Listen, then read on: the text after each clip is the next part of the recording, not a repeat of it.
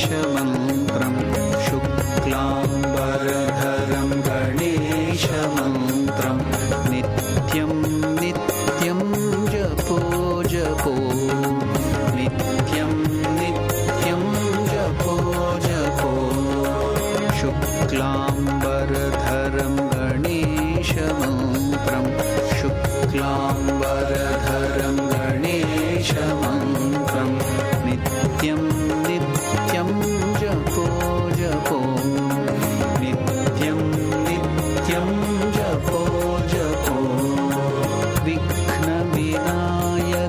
विद्यादायक विघ्नविनायक विद्यादायक विघ्नविनायक विद्यादायक विघ्नविनायक विद्यादायक वीरगणपति भजो भजो वीरगणपति भजो भजो वरसिद्धि गणपति जपो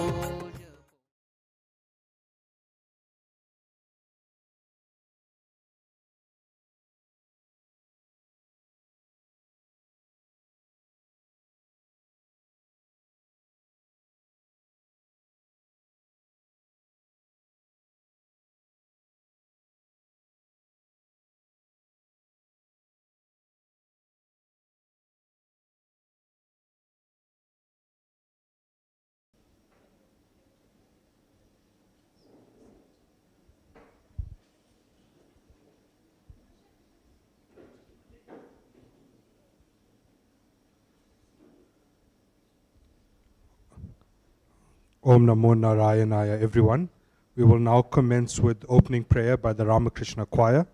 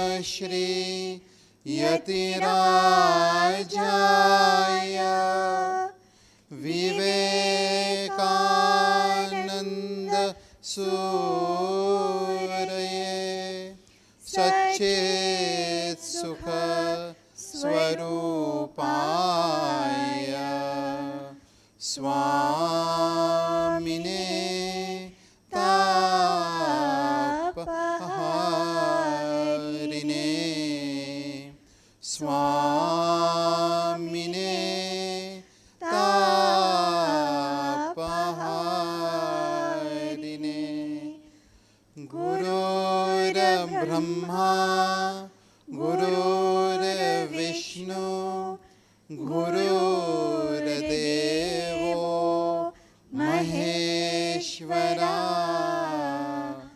गुरुर्साक्षात् परं ब्रह्मा तस्मै श्री गुरवे नमः तस्मै श्री गुरवे नमः ॐ भूर्भुवः स्वाहा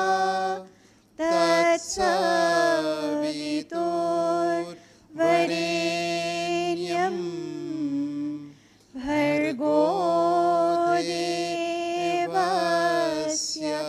धीमहि धियो यो नः प्रचोदयात् ॐ भूर्भुवः स्वाहा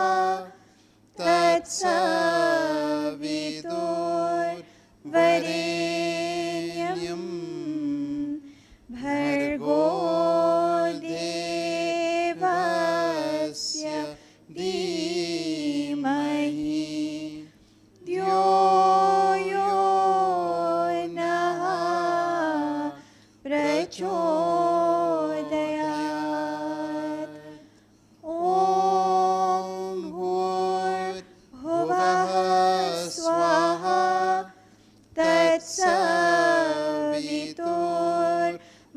तत्सवितुर्वरेण्यं भर्गो देवस्य धीमहि धियो यो नः प्रचोदयात् ॐ शान्ति शान्ति शान्ति ॐ हरि ओम तत्सत्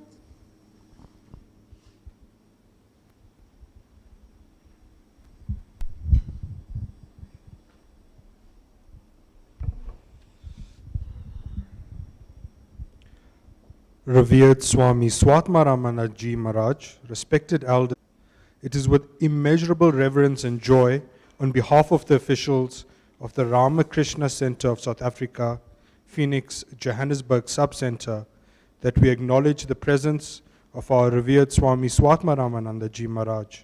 We are indeed delighted to have with us Dr. Usha Vasthare, who will conduct the second program in the series of lectures on the introduction to the art and science of wellness.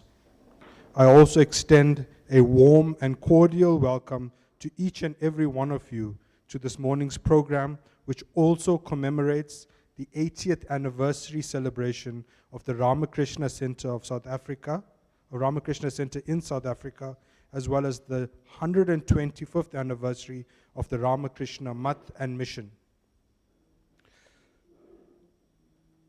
Wellness is the act of practicing healthy habits daily to attain better physical and mental health outcomes, so that instead of just surviving, you're thriving. Today and the following sessions will no doubt enable us to thrive in our daily lives. Dr. Usha Vasthare is the co-founder of the YogaKshema Rehabilitation and Wellness Center, which was established in 2007. She spent over 20 years in the USA. Subsequently, she worked as the clinical project coordinator for Parkinson's disease and movement disorder at the Pennsylvania Hospital. She presents papers at international conferences and has been interviewed on several TV and radio channels in India and the United States.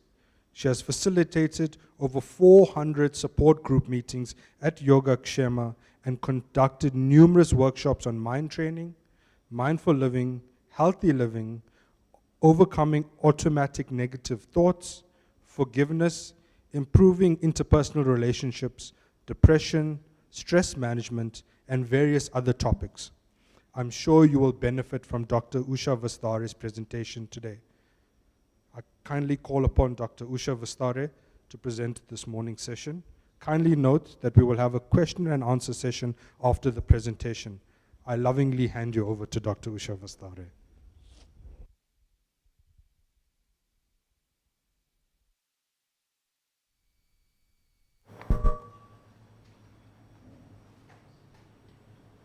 Thank you, Shrikant. Good morning to you all.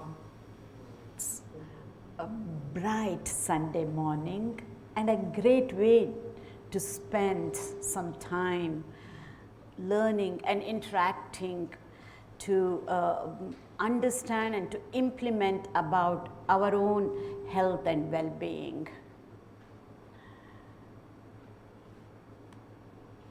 So, this is the flow for the next couple of days. We started off yesterday understanding about health and wellness and also the difference between disease and illness. And we focused on the emotional wellness and also said that emotional health plays such a great role. That is kind of foundation that we are going to see both today and the next couple of days sessions. Today we will focus on physical well-being and also nutritional health. And if time permits, I would like to introduce you to basic anatomy of the brain and also a bit about mind. We will see how it goes. The last session is where everything will come together, where we're going to understand and learn some rewiring tools of the brain to keep us healthier and to be healing from any chronic illness if we may have any. So, just like yesterday, I'm just going to show this slide just for a few seconds. Now you get the hang of it. You tell us what you see.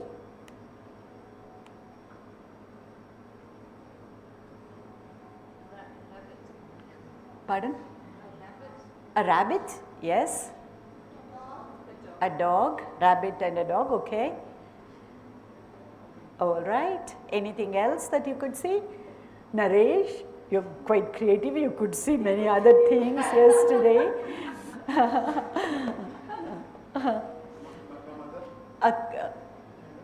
Yes, a fox. Yes.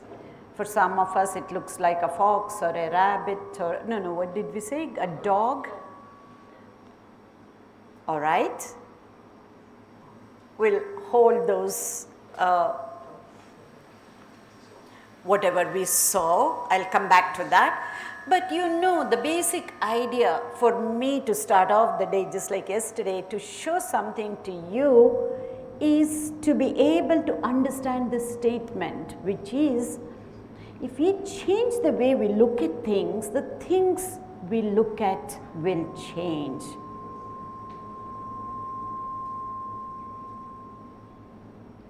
Today, we're going to look at exercise, physical exercise and nutrition from a little bit different perspective than what we know already. And if possible, make a paradigm shift in the way we are looking at the physical activity, our own nutrition or our own diet, and also from yesterday, how we look at our own emotions and feelings and how it is related to our thoughts. So this is the undercurrent for what we are going to learn these few days. Whatever we know of one way, not that it is wrong, but can we make a shift in the way we are looking at things? This is like an example about our health, our well-being. to know about the diseases and illnesses, to look at all of this from a different perspective. But what I want to let you know is not to stop there. Anything that you're going to see from now on, any situation in your life, any person that comes across in your life, be it a colleague at work, or a family member, a friend, or at the coutier, our own volunteers, can we try and make a shift in the way we are looking at people and circumstances? How? Not just to be successful and thriving, but to be evolving. I'm going to put that slide again. We will see what else can we look at it with all of this. Now, can we see anything else?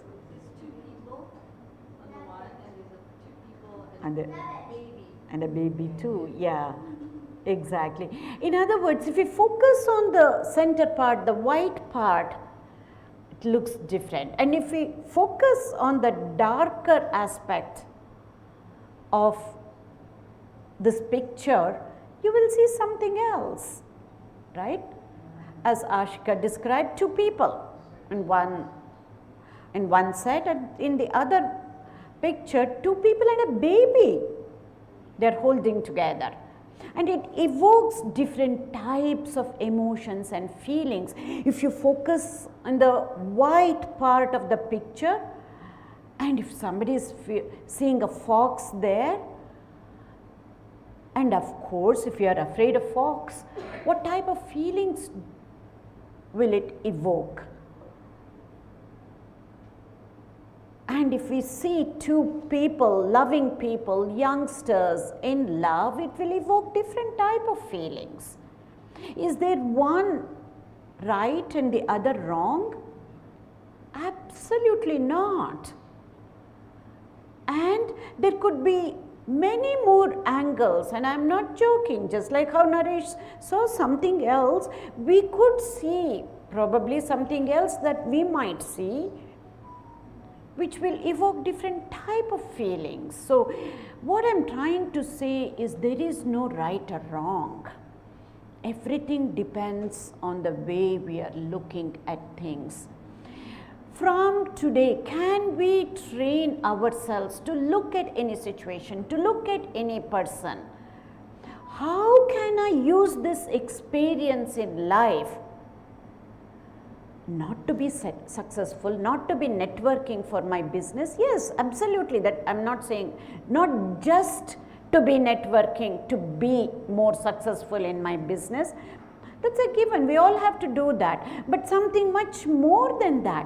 What is it that I can get out of the situation or the person? Can I use this experience to evolve myself? That is the shift that I want to see that happen in each and every one of us. And what we're going through, this theme about wellness, is just an example of that. So also what we covered yesterday is, I'm just recapitulating some important aspects, that's all. That there is a very strong connection between mind and body. We all know, we all understand, right? But have we thought about it? There is a strong connection between our body, mind, and our actions, our habits, our behavior. So, we have all heard habits make us, right? And if we change our habits, we will be able to change the very structure and function of the brain. How? The science part of this statement we are going to know on Thursday, I think 17th, the third session, or Wednesday.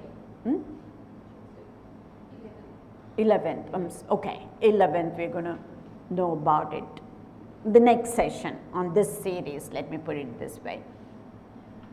How when we change the habits, get rid of old unwanted habits and acquire new wanted habits, it actually changes the very structure and function of the brain. And when that happens, our life changes. This is how we are going to make long lasting changes in our lives, not just by changing our minds, but by changing the very structure and function of the brain. As I said, we will go into that in the next session in greater detail and in much more of a in-depth scientific manner. And we learnt about this symptom cycle, key symptom cycle, which shows these are some of the common symptoms that many people who were admitted in a hospital over a period of time. This study was done in US, and then a meta-analysis of the data was done, and then this is the picture that we get. These are some of the common symptoms that people go through irrespective of what they have been admitted to the hospital. Of course, there are many, many more, I'm not saying no, but these are some of the common symptoms, and we went through that yesterday. And then yesterday we learned about the emotional health. Today we're going to learn about the physical health and nutritional health, exercise and nutrition. And how do we do self-management? As I said, not through self-medication. Go to the pharmacist and then get some of the things that we think we can diagnose and then take it, or compare the symptoms with somebody else, and then maybe this particular antibiotic may help and then self-medicate. Not in that regard. What we are learning about self-management again here is in a non-pharmacological way, which is, we went through this, we need to take charge of our own health problems and carry out normal activities. Extremely important. As much as possible, we need to be carry out our own daily activities as much as possible. That we know about ASAP. The AMAP is, do not avoid your daily routine as much as possible.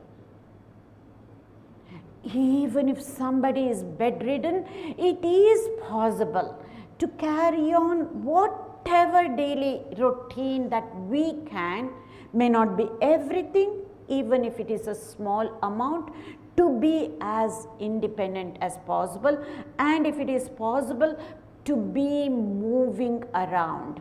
We don't have the time to talk about the importance of moving, but movement is what truly made the human beings evolve from the other animals. I'll just say, make these statements because this is not the forum to go deeper into these concepts of how human beings evolved into from animals, and also how humans can keep evolving to better human beings from many different angles. And one is that movement is extremely important. So we will leave it at that, and then do not isolate yourself, we said that.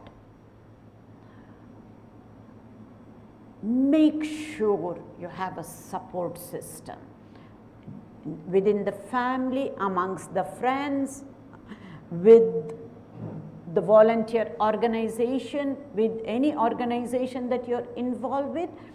Make sure you have a support system. Extremely important, especially in countries like Western countries, wherein it is so tough even to have support system amongst the family members. This is where in West, many of the support group meetings arose because of the need of this support system. And recognizing this, 15, 16 years back, went back to India to start support group meetings or support systems, because this is what is happening even in India. Many a times we don't even have the support system with the family because the family is in a different state or a city. And friends, even in India, it is becoming so difficult to have friends close by, and time is money. It is becoming impossible to have the support system that we are aware of. Some of us, I know some of us are in my own generation that we were brought up with. So if we cannot have a support system within the family, then we need to create support systems.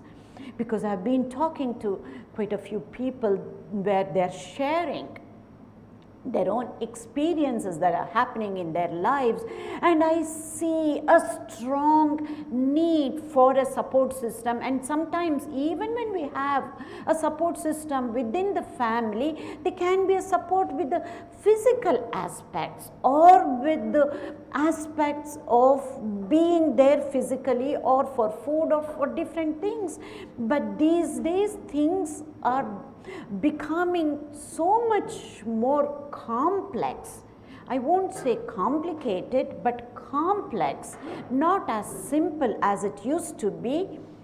Just having support system just from the family may not even be enough. It has to be support system at the physical level, at the emotional level, and to be educating about the illness itself. That is another support system, wherein we know in West that it is impossible to get that kind of support system even if you are in the joint family system. So something for us to think about in institutions like this. Is it possible? Because to be honest with you, this is the place where we need to be offering this kind of support system for anybody and everybody, because the foundation has to be the spiritual health. The places where we come to be spiritually healthy, and if we can provide other types of support system, there is nothing more to it than that. Something for many of the volunteers and organizers who are here to think about for the future.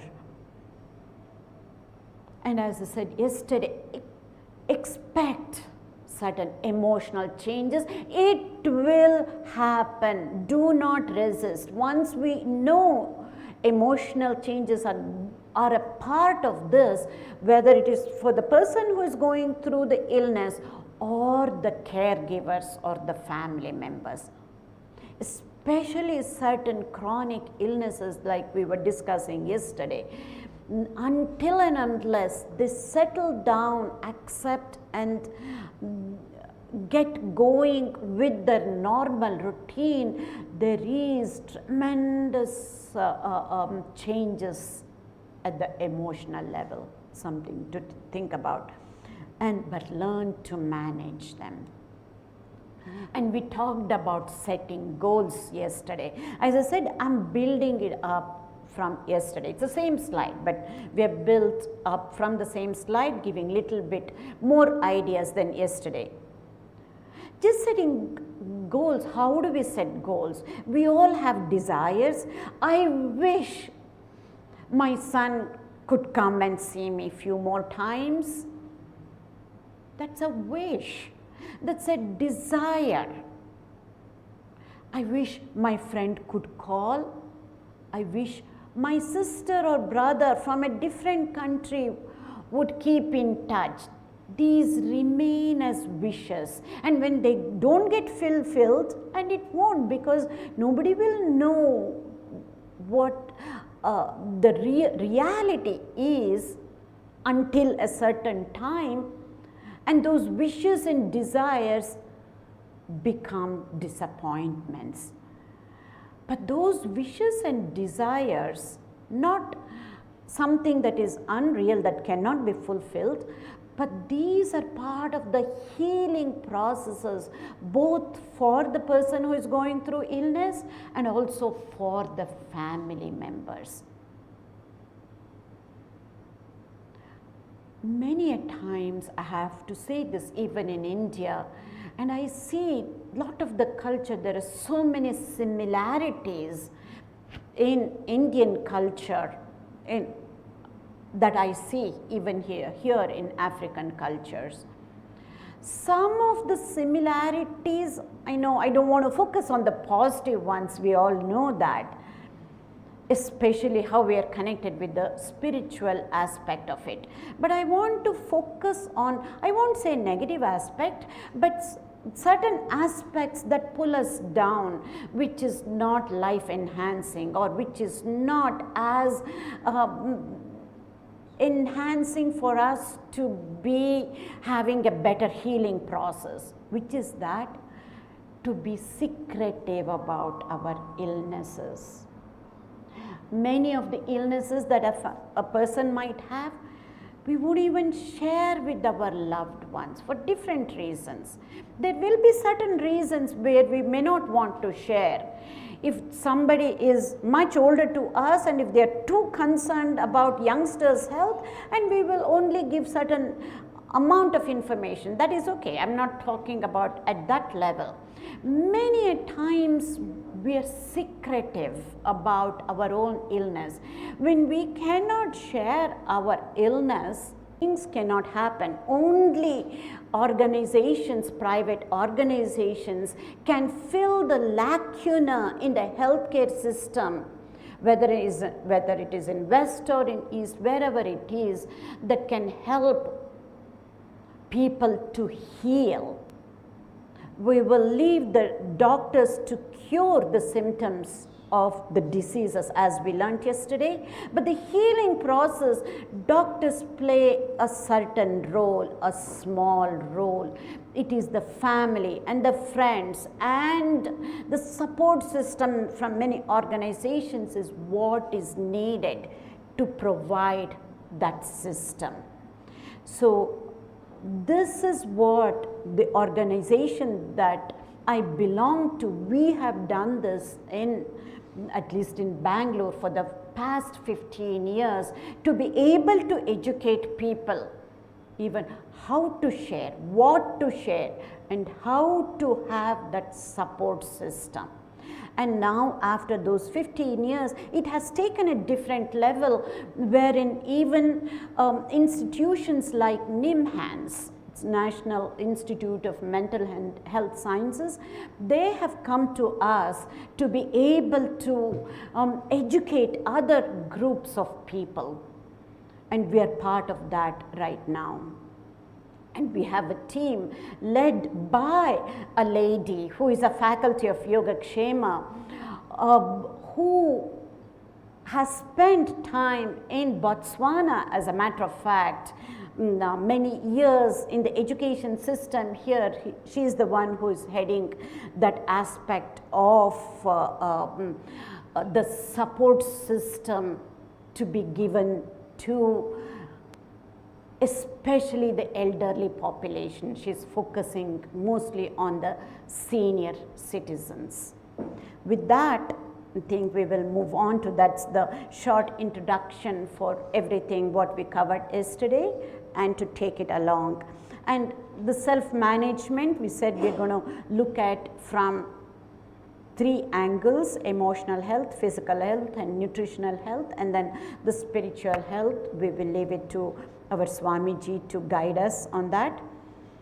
And today, as I said, we're going to be focusing on physical health and nutritional health. But always along with that, the underlying thing is emotional health. We need to know that.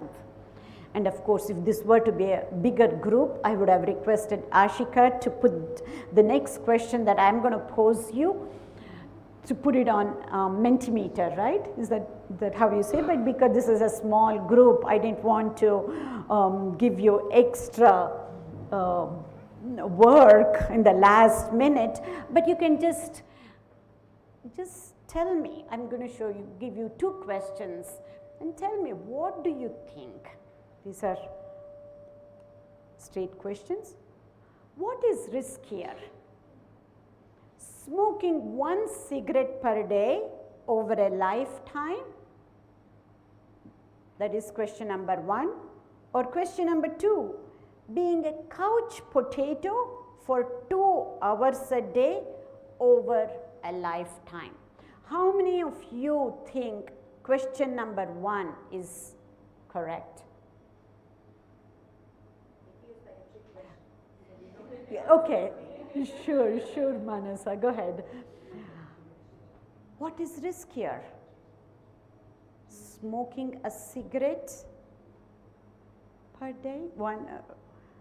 One cigarette per day over a lifetime? How many of you think? Smoking 1 cigarette per day over a lifetime, is that bad? Forget about comparison. Do you think smoking 1 cigarette per day is going to cause some health issues? How many of you say yes to that? It looks like some, okay, all right. I'm glad. Even though it took little slower time, I was thinking, maybe some of you were thinking, it is going to be okay if it's only 1 cigarette.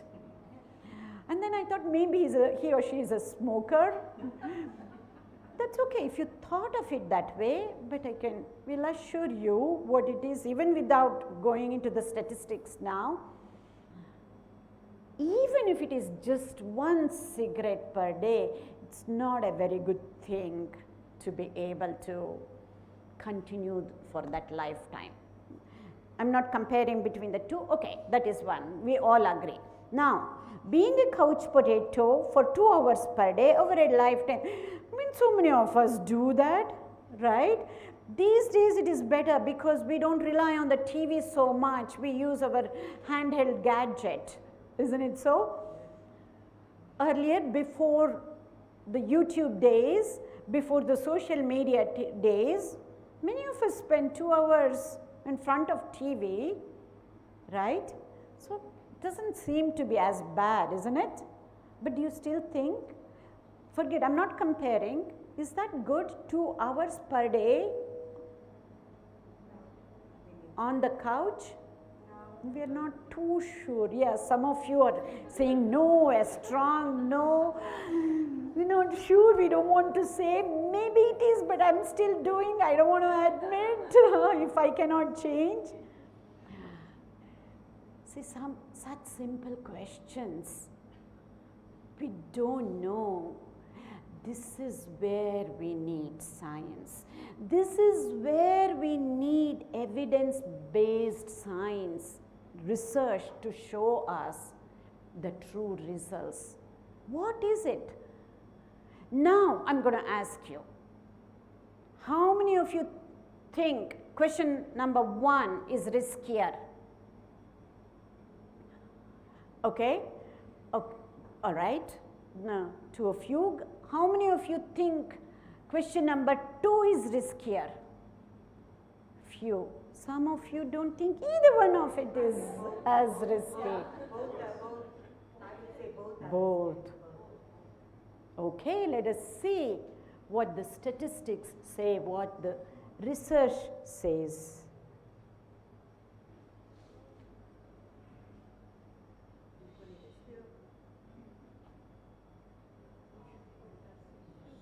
Yes, some of you were on the dot. You hit the nail.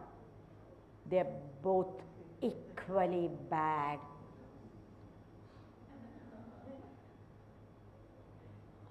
We are all doing this without our knowledge.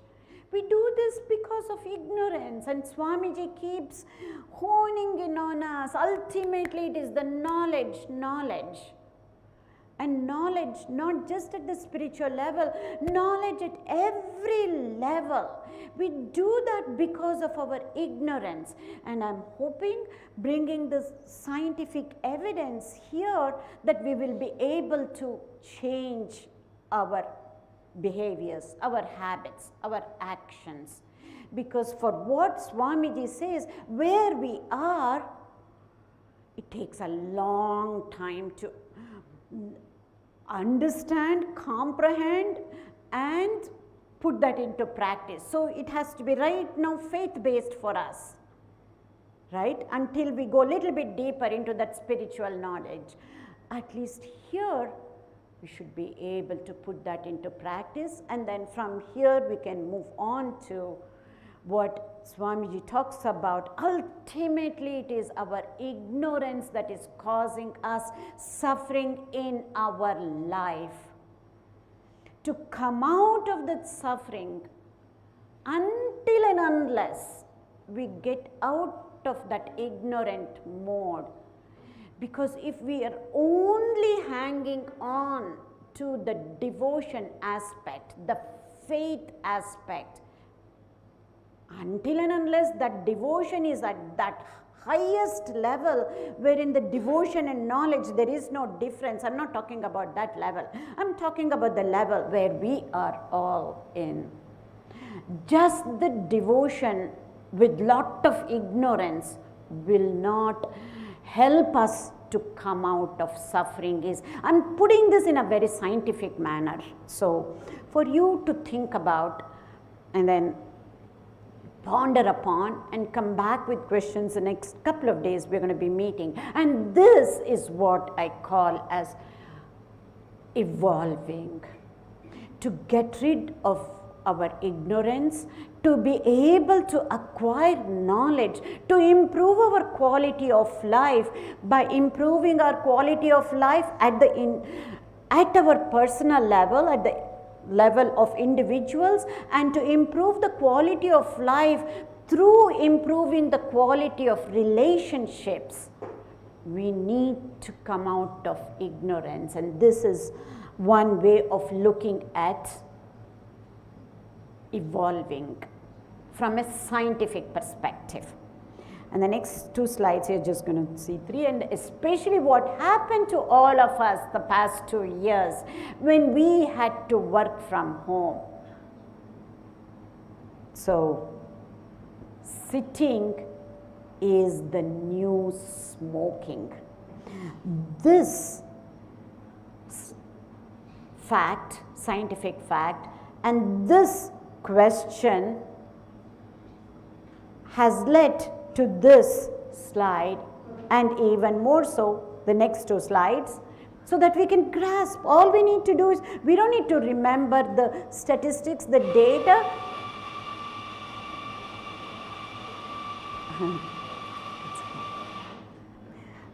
All we need to do is to remember these slides. Sitting is the new smoking. We used to see cigarettes, right? Beware of the cigarettes. But now, let us say, beware of the chair. I don't have the slides. We can actually put a chair and then put that no sign. Yeah, I have used that slide also other places, but this is what it is.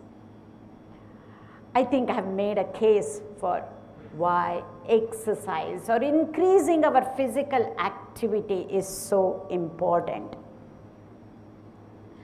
And we think, why? Still, why exercise? As I keep saying, emotional well-being is the foundation. We need to be active, not just because at the physical level, at the level of body, but exercise also helps in mental well-being. I ask, how? How can exercise help in mental wellness? Every time I force myself to go for a walk, I know I get so tired, I have these emotions. How can it help in my emotional well-being is the quizzical looks, I can say.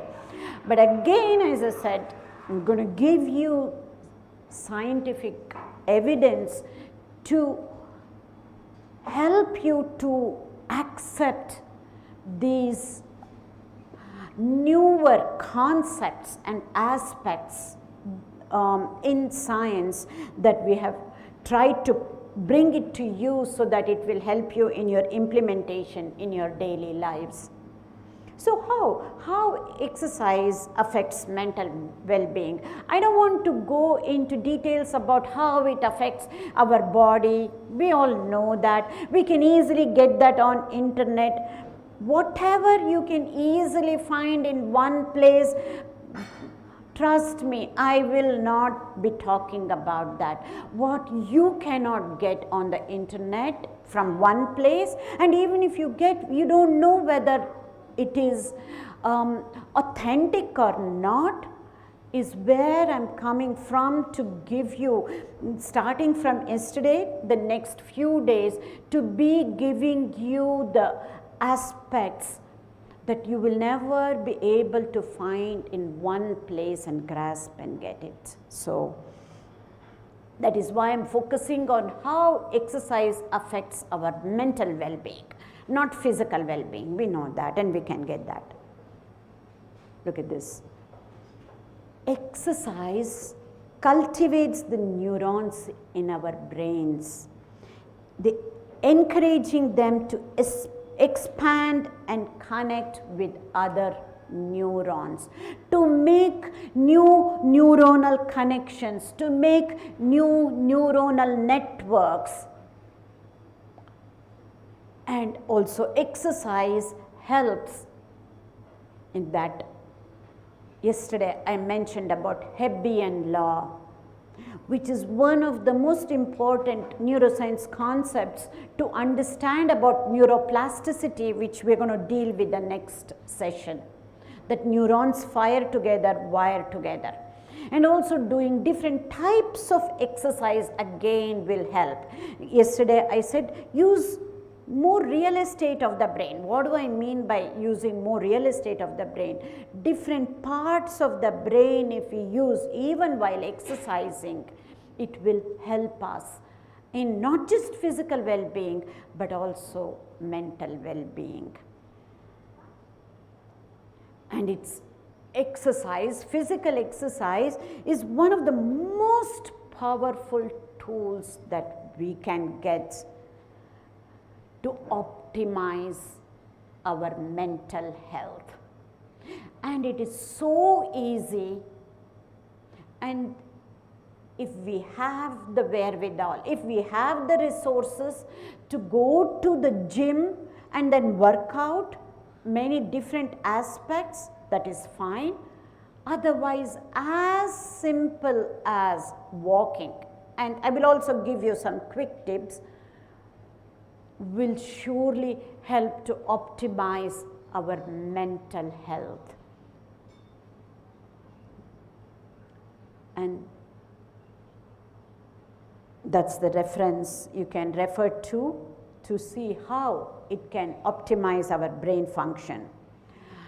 And a chemical called BDNF, brain-derived neurotrophic factor, is released. This is one of the newest chemicals that have been identified, and we knew about other chemicals like dopamine, endorphins. Endorphins are nothing but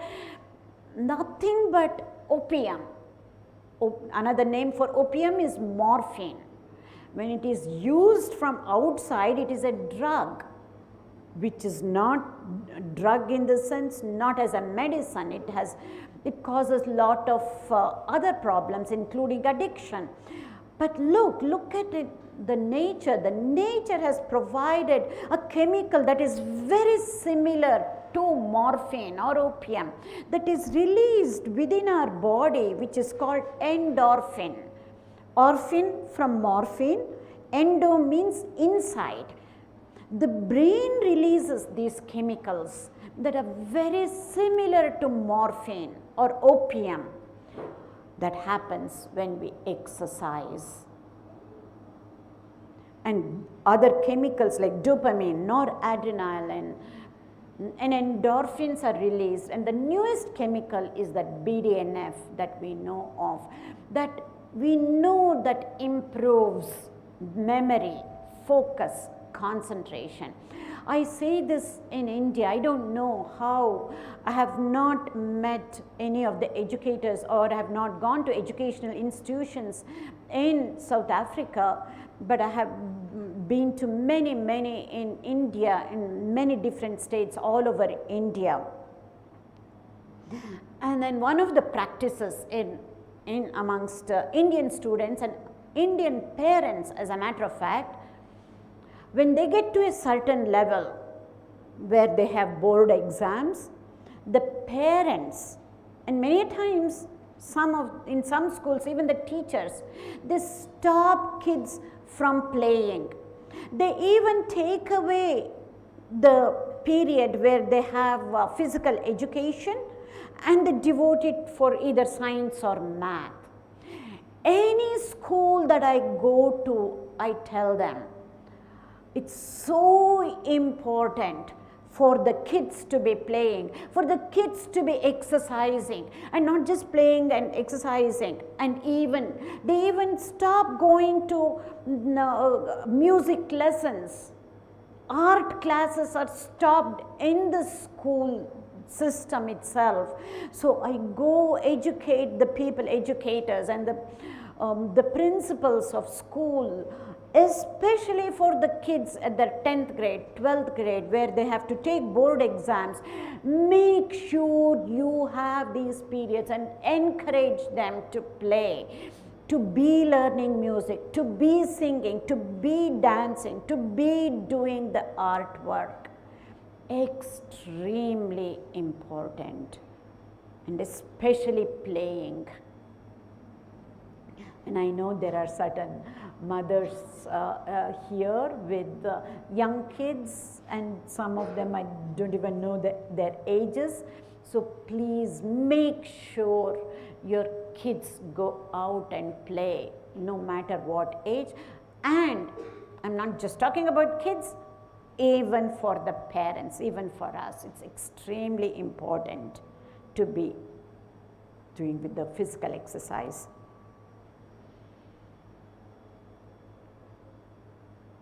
Harvard Medical School, as you know, is #1 in the whole world, both in the medical school system and business school system. Wharton School in business also. And they do this publication called Harvard Health Publication. And in that, they talk about, if there is one prescription that can be given by the doctors, that can be used by patients, let's say, that won't have any side effects.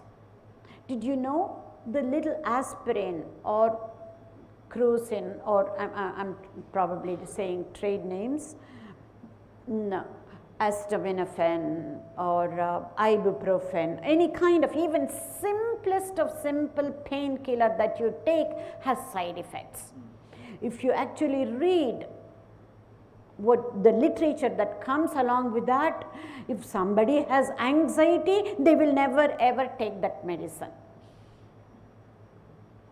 But still there is one medicine that can be given to anybody and everybody, even for somebody who has had either heart surgery or brain surgery. What is that? Now, I know you've already guessed. That was a rhetoric question. Yes, you're right, and that is exercise. If we get pain when we walk or when we jog, that's not a side effect. We have to learn how to exercise properly, that's all. Exercise is the only thing. This is in Harvard Health Publication, #1 in the world. Anyway, I think that says it all. But whenever I say this, this is the question people ask. So now, instead of going to many different aspects, I have learned from the participants, and then I ask that question myself and then answer. People are not interested in this. Bottom line, just tell me how much exercise I have to do every day, that is enough. I don't want to know all of these different types of exercise, this and that. Bottom line, what is it? That is all. We need shortcuts. I can give you the answers as a shortcut, but there are no shortcuts in life, as you know. It is you who has to do the exercise. Forget about the exercise, even everything what we discussed yesterday at the level of the thought and the emotions. I can give all the concepts on the platter, but it's you who has to change the perception. It's you who has to change the mindset. You who has to change your belief system to be able to have a better quality of life. So still, what is the bottom line? So how much should I exercise? I'm just going to give you general broad lines because I see it's a heterogeneous group from youngsters to people my age, everybody in between, but I'll just give you the general guidelines and then you'll be able to, we can take it up if you have more during the Q&A session. When you exercise, it has to energize you, not exert you. Exert means you get some pain and then you stop. No, then you have to figure out, oh, I didn't do the stretching properly before I started jogging. That is not exertion. Exertion is when you go out of breath, because we all do this, right? In the beginning, we do a lot and then we stop, right? Instead of that, slow and steady, as they say. Anyway, it should energize you. So build up that endurance. Don't do too much for 1 month and then stop or take a break. Even if it is little or less, build up. It is all about building up endurance, whether it's a physical level or at the mental level. Anyway, so take small steps at a time, but what's important is consistency, consistency, consistency. Extremely important. I'm going to deal with this consistency angle again and talk about it more when we get to the rewiring tools of the brain, but very simple guidelines for you how much to exercise, that's it. And then again, broadly, if we can combine, we do all of this many a times. I'll tell you how we are doing with the next slide. But it does not empower us because we're just doing it as a routine without knowing what are the benefits we are getting with what we are doing. So let us look into this and then you make a judgment. These are some of the types of exercises that you want to include in your daily routine. As I said, endurance. Endurance comes over a period of time when you do little by little and build up over a period of time. Endurance exercises, it could be any of those as it's mentioned.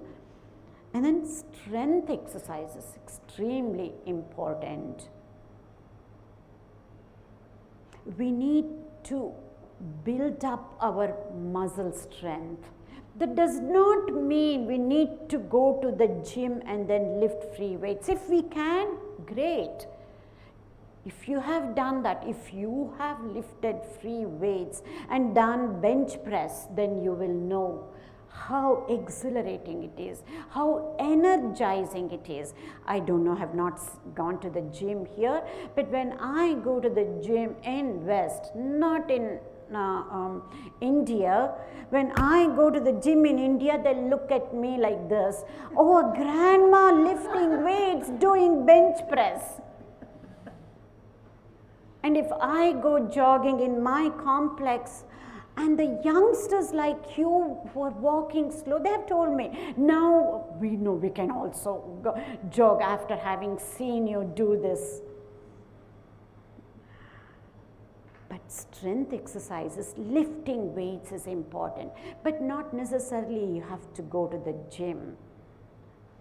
What you do at home, if you are a grandmother lifting your grandchildren, it is helping you. If you think of it that way, you're doing it, but it is not empowering. And even if it has helped you, you're clueless, but it becomes a chore.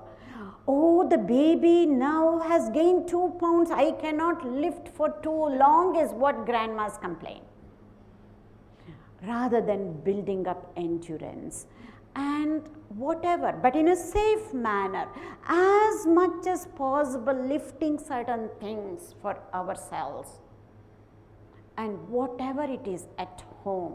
If not, when I couldn't go to the gym while in US, when as busy as these youngsters are, all I would do is, and if you have a dumbbell at home, great, the easiest to do anything. You don't even have that, no need to spend money even on that. I'm sure you will have unopened grocery bags, either flour bag, rice flour, wheat flour bag, or rice 2 kgs, 5 kgs. Use that, lift it up. Or use some frozen vegetables, 2 kgs, and then if it hurts, use it as an ice pack too. Absolutely. So be creative is what I'm saying. And the daily activities that we do, if we can understand the science behind it, how it can help, it will empower us.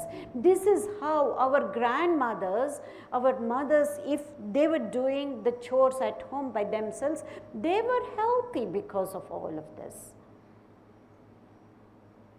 Okay, then balance, extremely important, balance exercises. And balance exercises, you also have to really have a very good core. Core is not just about the abdomen, we know already. It's also about strengthening your back muscles and your abdominal muscles. And yes, some young men, not just about building six-pack, but also make sure your back muscles are as strong as your six-pack. And balance, especially as we get older, we need to take care of. And especially if some of us are on certain medications, we need to be even more careful with balance. Because if you're on, for whatever reason, on sleep medicine, sleeping pills, one has to be careful, no matter how young, because it affects our awareness. There are some guidelines, I'll just throw in some general facts that will help for balancing, especially for some of the elderly women. We don't need to go into the greater details of which medicine, but I'll give you broad general guidelines. Medicines like sleeping pills that affect our consciousness or our awareness, our focusing, that will affect our balance. Medicines that will that has an effect on our central nervous system. Again, one needs to be careful if somebody is on any type of medicines for mental health issues. Also, we need to be careful not to be able to because that affects the balance. Any medicine one is taking that affects the central nervous system. I think these two broad set of medicines is enough for right now to give a broad general guideline. And then of course, flexibility is really important. Always say, we are still working on this at YogaKshema, how to combine the physical flexibility with the cognitive flexibility. I know we're trying to come up with a model how to explain this, because this is something really new that we have not come across anywhere. This is somebody was asking me, have you collected the data for a lot of the things that you're doing? Yes, we have not collected the data, but we are coming up with newer theories and models to be able to with a number of people to be able to see if our theories work or not. One of the things is to figure out the relationship between our cognitive flexibility and our physical flexibility. Anecdotally, I know it does work, but we are working on that model anyways.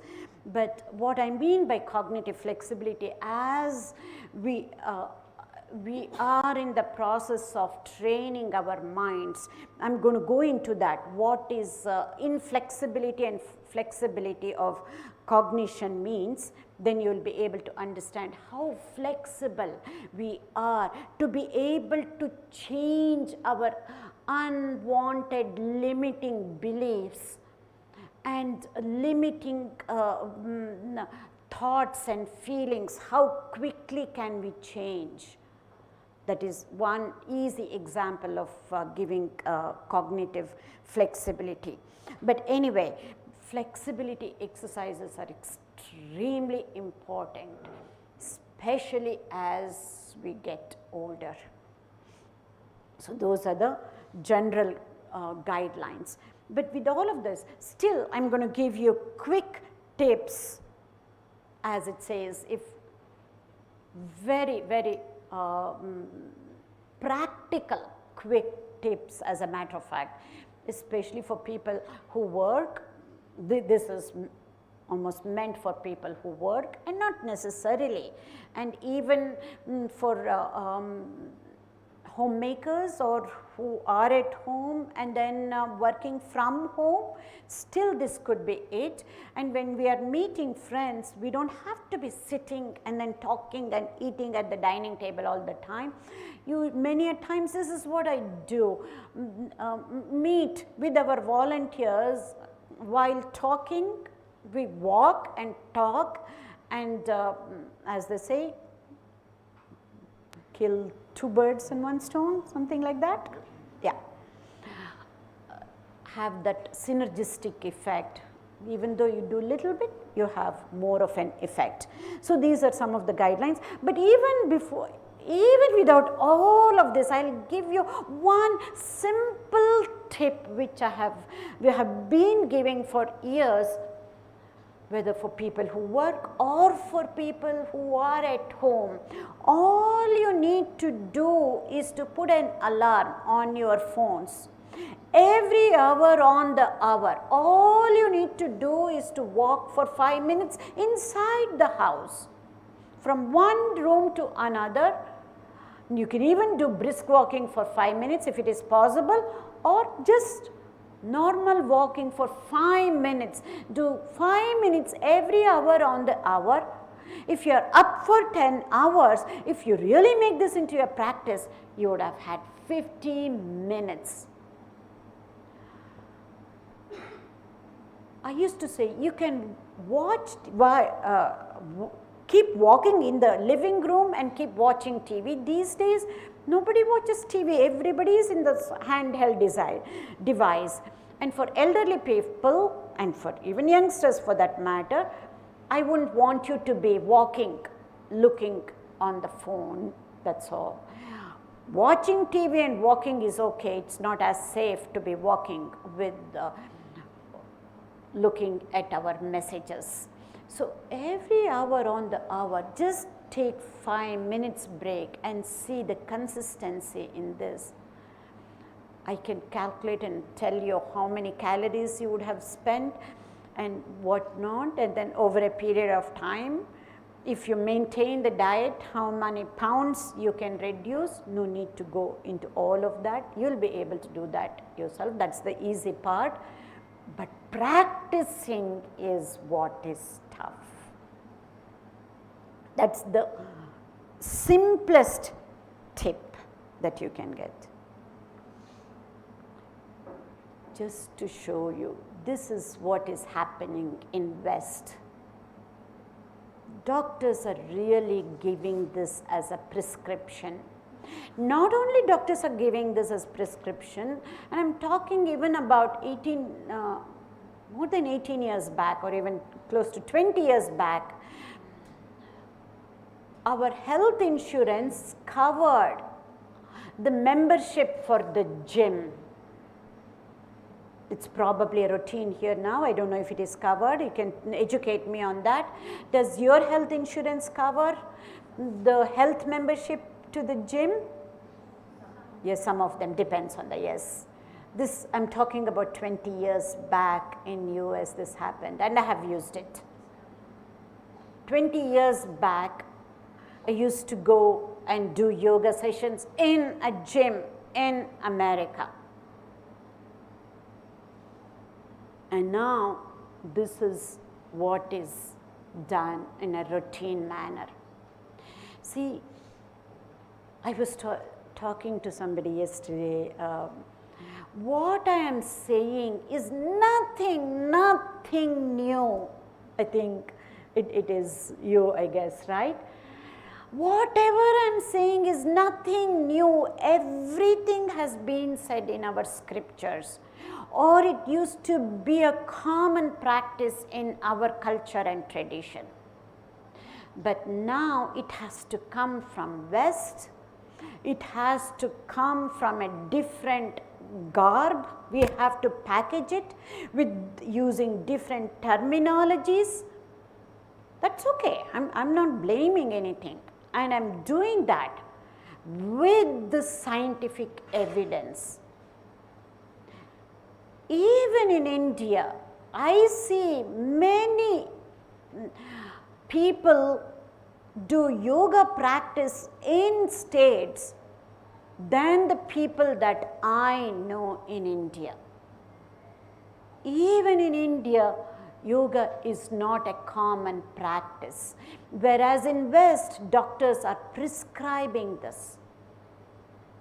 And they have this in schools. They teach yoga in West. I'm talking in US, not in India.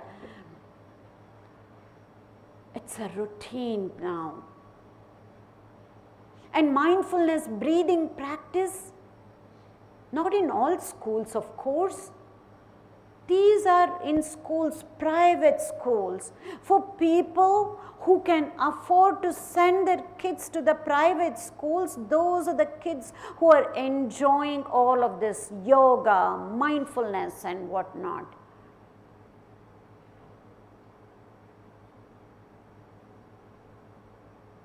Just for you to think about it and to feel proud. Oh, this is how it is coming from our culture and tradition.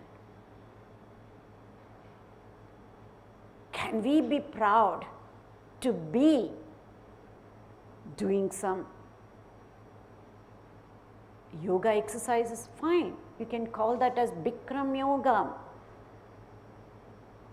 And there was a huge debate on that word also. I'm not going to get into that. Whatever you want to call that is fine.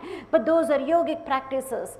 Do you want to call mindful breathing? Fine, call it mindful breathing. Do you want to call it mindfulness? Fine. You don't need to call it as meditation. But we know, Swamijis know how it helps. And scientists know, we know how meditation helps, how mindfulness helps, how pranayama helps, how mindfulness breathing helps. Can we be proud to be practicing these things is what I'm trying to say. If we practice this as parents, we don't need to teach these things separately for our kids. But we can do both.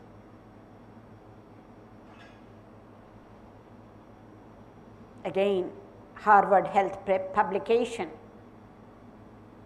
a separate issue on yoga, and they say it tones and strengthens your body, lowers your blood pressure, eases back pain, reduces heart disease, and improves your memory. This is an old publication I'm talking about. I'm getting newer results that they are working on with yoga, what other things are helping. They're still focusing on the physical conditions, but they are already into other things. But just doing it asana without knowing how it is affecting either at the physical body level or the mental level will not help. That is what has happened in India. Even though this is an age-old practice, I'm not blaming any one of us. I'm also part of that group, rightly so. We question everything, rightly so, question. Because you don't have answers, don't stop doing. Go deeper and figure out the answers. And if you don't know, ask for help. Ask for help, not because you're weak, but because you want to remain strong. And that is what has happened here. Even this program, it has taken so many months to bring this up together. Only when we are convinced, this I'm giving us all as a compliment. Until and unless we are convinced at an intellectual level, it is not going to be possible for us to practice anything. So I'm trying to convince you this is the easiest way at the gross level, at the body level. And then later on we will go to the mindfulness technique level later. Okay.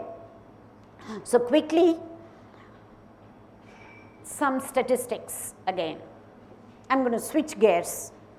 I'm going to finish off the exercise, go to the next topic, but before that, some more scientific data. CDC, that is Center for Disease Control and Prevention in USA, they have the statistics.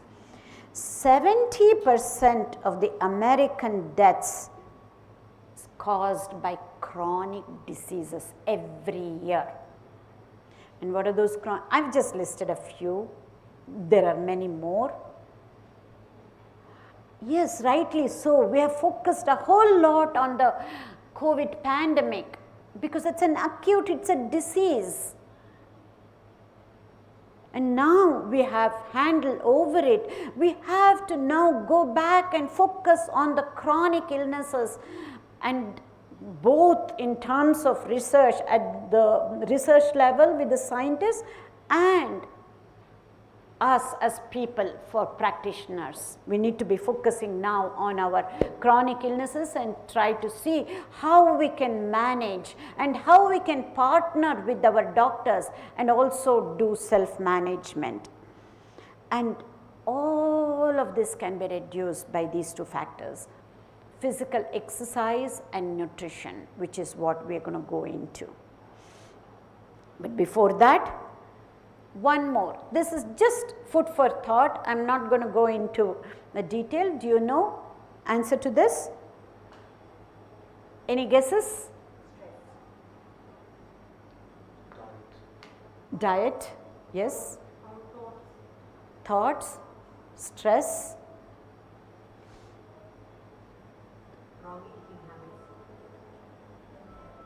Yeah, all of that. That is one reason.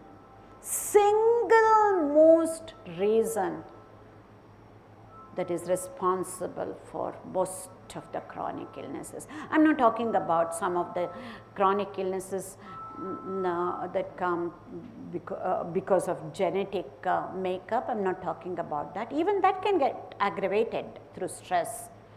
But yes, stress is the one. Okay. Now, before I take up the nutrition aspect, I want to invite any questions if you have on exercise. Yes, Manasa. In one of the first few slides, I don't know, you mentioned that seeking support and not isolating is an important aspect of the mental health. Yeah. Or any health for that matter, not just mental health. How does that reconcile with Uparati and withdrawing from the world when it comes to spiritual. Oh, that is totally different. Until and unless we take care of this body is our vehicle. If we don't take care of this body, we won't be able to be well. That is, It feels like it's clashing. it is not. If we are at a stage, if we are at a level of taking care of everything by ourselves, I won't be saying this. None of us are at that level. That's why I made that statement. Ask for help, not because you are weak, because you want to remain strong. If we had that kind of faith in ourselves to depend only on ourselves, we wouldn't need anything. None of us are. And it's not any negative thing I'm talking about. It's a fact. And we need to make use of that in the most positive manner, because it's a two-way street. No, I'm not going into that aspect here. We also do a workshop on caregivers as healers. It's not just the doctors who can cure. Yes, the symptoms can be cured, but for the disease to be healed, for the illness to be healed, it's not just the medicine. There is a huge role for the caregiver. Caregivers can be healers, and if it is done properly, it's a two-way street. Both of them benefit. It's not one way taking something. It is, I'll make this statement and I think this will say it all. At the level what I'm talking about, giving is receiving.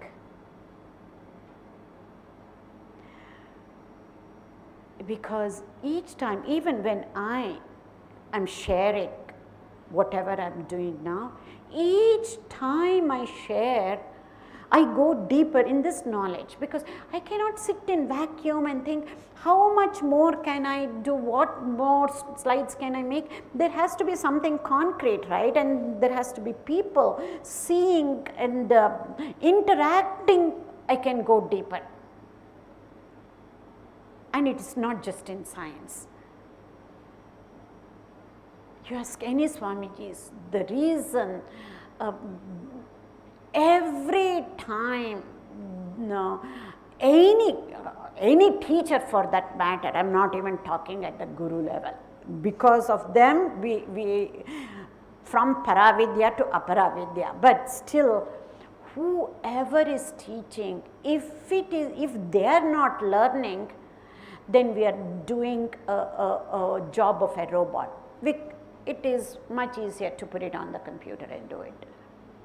That is when a teacher's job becomes mechanical.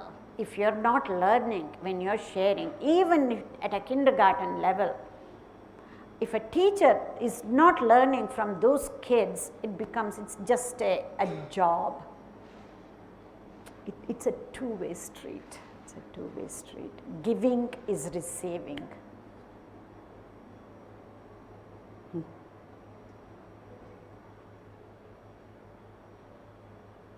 Any other questions?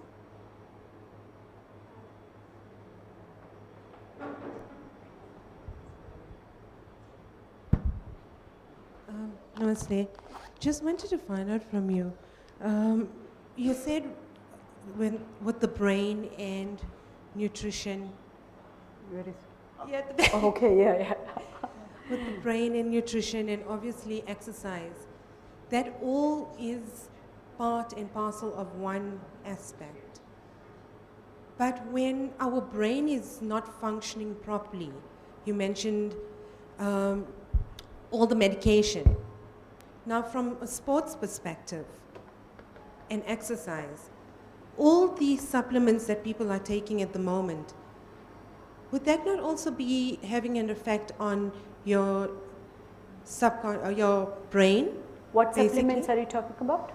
The supplements that sports people take, would that not also have an impact on the brain, the chemicals in the brain, and also within the grooves of the brain? Obviously, when you move, you're increasing that space for more information to come into you and for the information that is in the brain, I mean, faster than an F1 car. Yeah. So- I think instead of answering, the next aspect of the presentation is on nutrition. You will be able to get that answer for yourself. I'm going to be covering.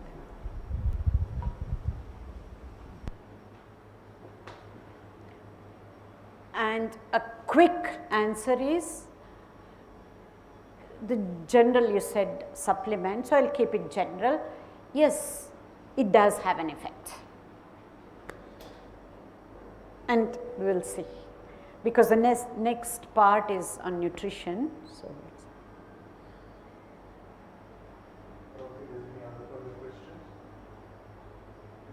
okay, all right.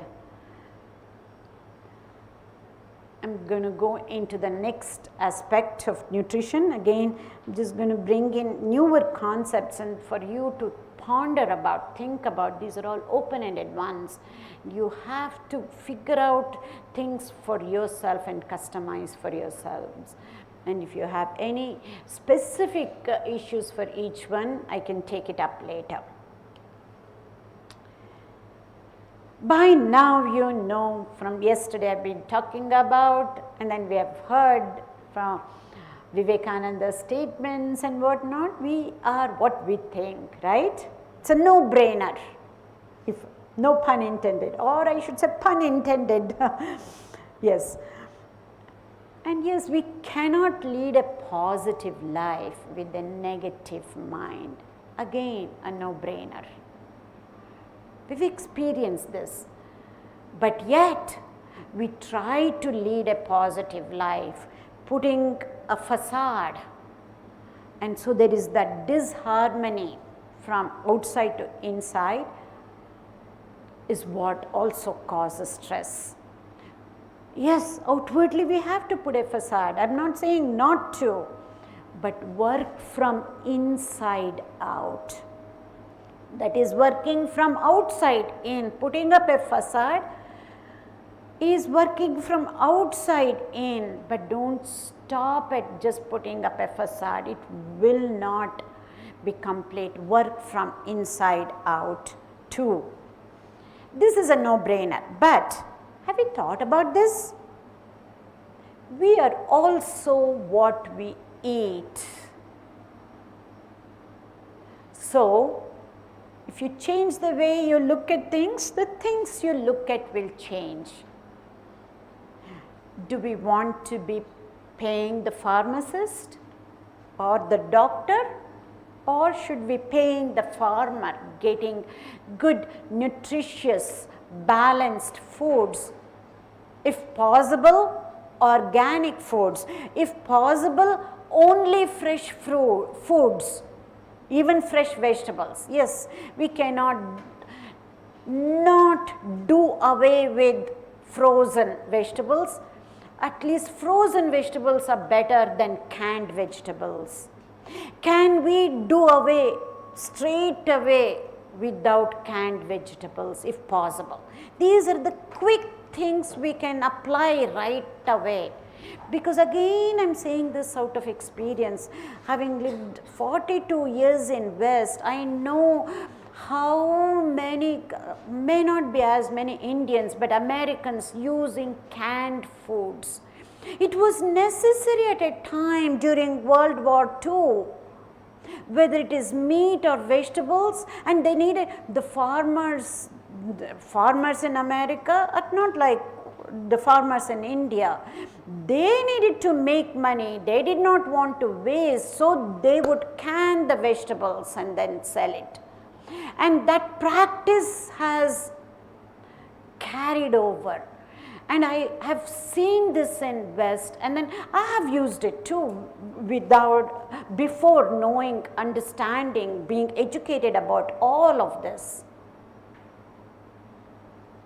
At least some of the canned vegetables we used to use, especially tomatoes. When you cannot get tomatoes, tomatoes are so good, canned tomatoes, certain brands.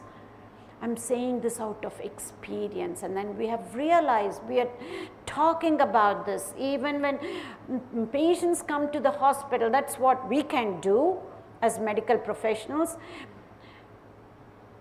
Frozen at least is better, and it's okay to use frozen, because when we have excess vegetables, many people grow vegetables even in US these days. Right now we freeze our own vegetables, even in India it's okay.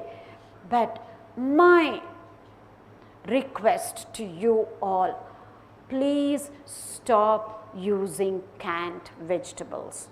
There itself your health will improve a whole lot. Okay. What will you choose if you are given a choice?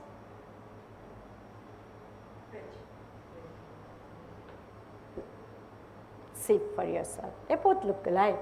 Your medicine cabinet, I don't know, here in West usually it's behind the mirror in the bathroom, the medicine cabinet. Is it the same thing here? Do you have a medicine cabinet? No, in general, I'm talking in terms of home furniture. In US, in US homes, the medicine cabinet is in the bathroom mirror, you know. Behind the bathroom mirror, we have the medicine cabinet. That's why you see that picture there. It's a, if you close that door, it's a mirror above the sink. Is that where even here is it? No, it doesn't look like it. That's why quizzical look. In US, that's the shape, that's the size. Westerners, I have to explain this even in India, that figure. If you close that, it's a mirror and it's above the sink. That's the medicine cabinet we have. And literally like that. What do we choose? I have talked about this for many of the Indians, those who can afford. I'm not talking about lower middle class or even middle class. For upper class people, higher level of those who can afford, blessed people as they say. I've said this for Indians. Go for the quality of the vegetables, go for the quality of the fruits, and please don't bargain the vegetable vendor. You're not going to save few rupees there. I'm saying for a different group of people. I'm not saying this for everybody. And especially if you can afford, go with the organic foods. In States, I went to 2 Airbnbs, chose where they could, where they grew their own vegetables, and that is what they were serving us. They were providing us with those homegrown vegetables, not fruits. We cannot get all fruits. I know it takes a long time to be convinced to be growing our own vegetables. I can tell you, some of our volunteers in YogaKshema, they are doing that. And some of the new friends that I made in US this time when I went, those who owned their own Airbnb, who had arboretums, they are the ones who grow their own vegetables and fruits. And any time in the future, if anyone wants to get into that stage of growing your own vegetables and making this as a practice, as a lifestyle change, we can talk about it. We can get people to speak to you, how to inspire you and motivate you. And I will leave it at that. That's enough. So I don't need to go into great detail. And now, this is a very powerful slide that I'm going to put in.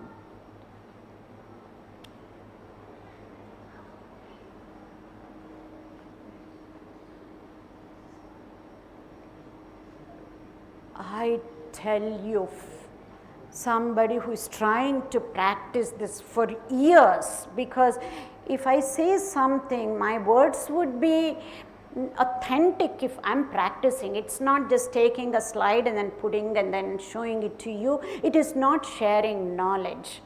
I'm sharing, I always say, my experience, and I'm sharing my joy of practicing all of this. And it's a practice, it's lifelong practice.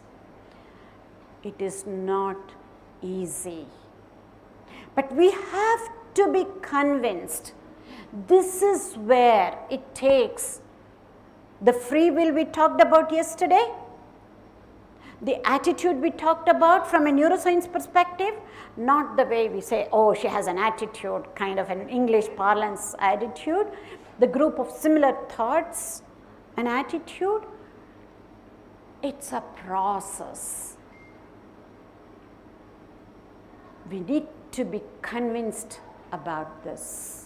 Until and unless we are convinced about it.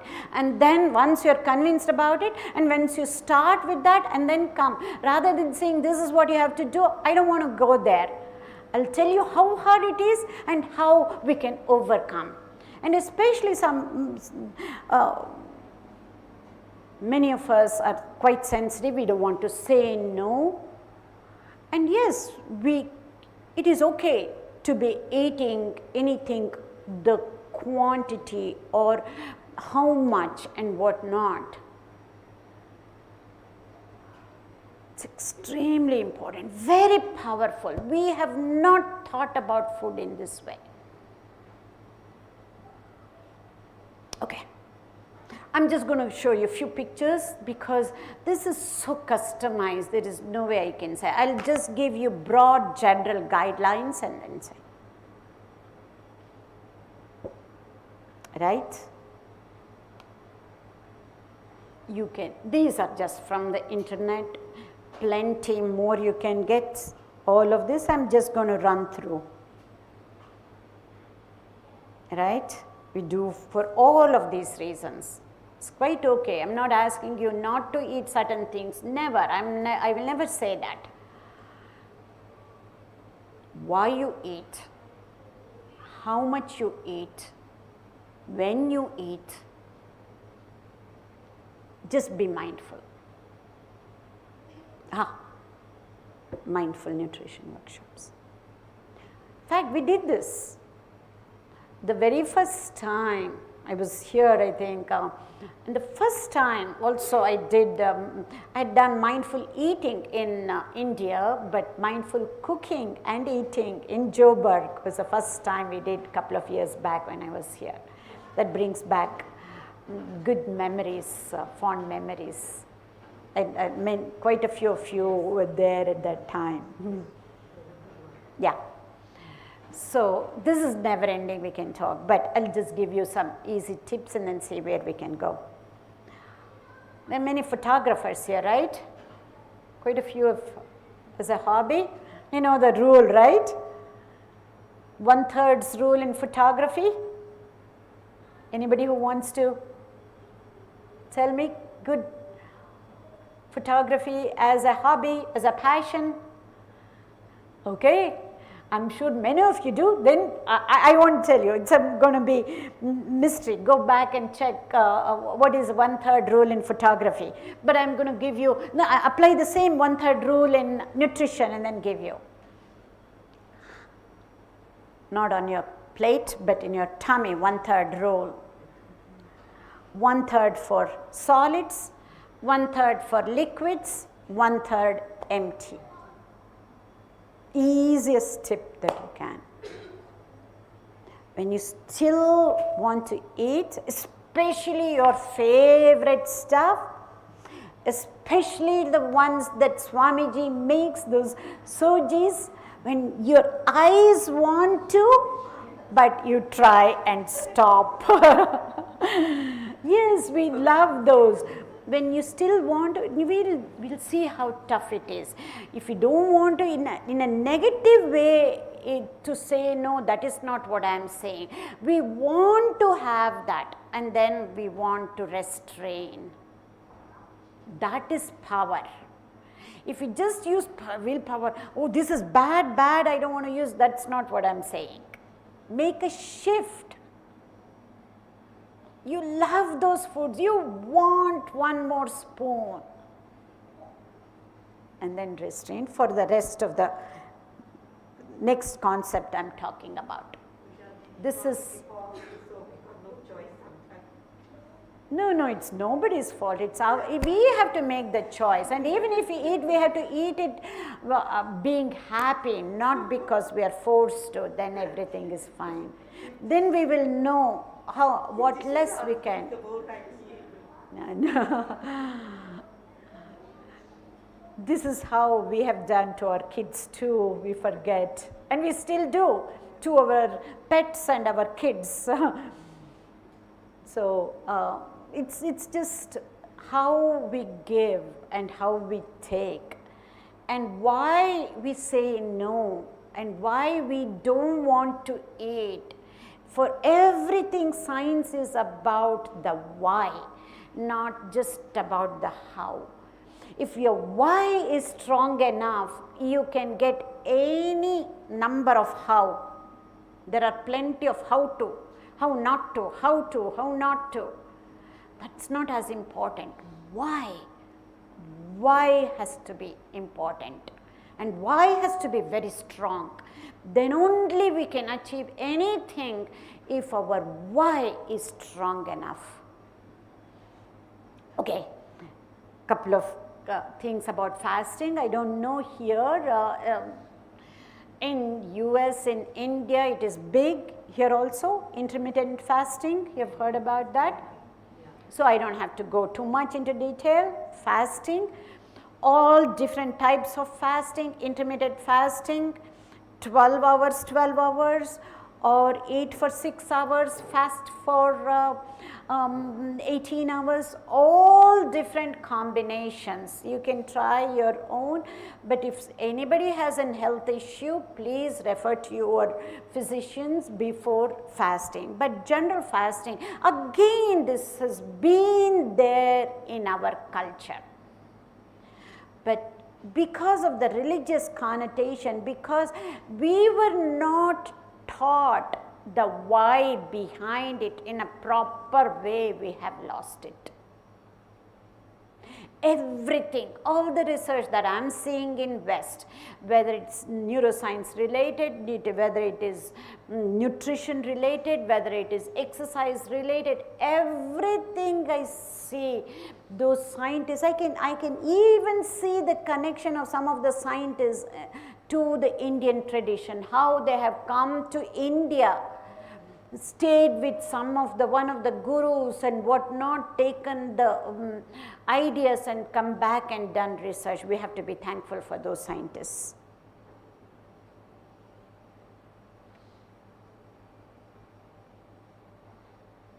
The physician within, fasting becomes our own doctor for curing and healing, a different way of looking at fasting.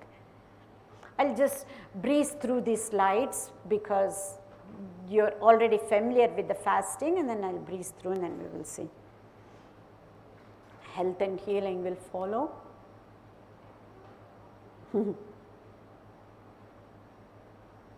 Right? We're familiar with these things. So, any questions I can answer. Question? Yes.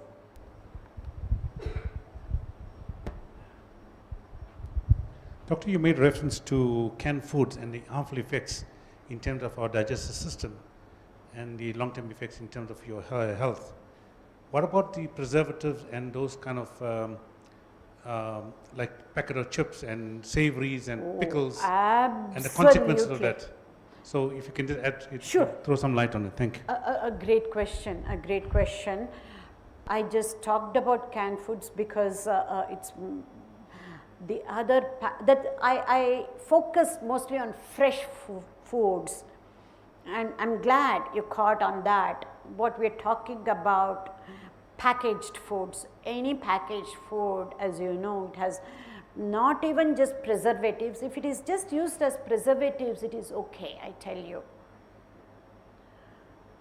But there is an addictive factor there. Whether it is in chocolates or whether it is in chips, not that salt is addictive for some people, no, not that way. We know there was so much debate in West. I kind of forgetting some of the trade names of those preservatives, you know. They have done studies, we know they are causing addiction, but there is no rule for it not to stop. But however, I can say in a most positive way, rather than focusing on the negative effects of all the packaged foods, whether it is chips or these days I don't even know the names of the packaged foods, to be honest with you. I am not asking you, it is not possible to stop, I will tell you that. It is not that easy, it is become part of system in the entire world. Even in the remotest village that I go, I see kids with a 10 rupee chips bag. The thing is, such huge companies in West, they make it so affordable that it becomes addictive. However, one of the things, until recently it was okay when it was used amongst villagers too, because that was the easiest way for them to get some nutrition. It's highly dense, nutritious food, even fat for that matter. Like even if you take a bag of chips that has so much fat, a 6-year-old kid may not get that enough fat I'm talking about in a remote village, below poverty line kids.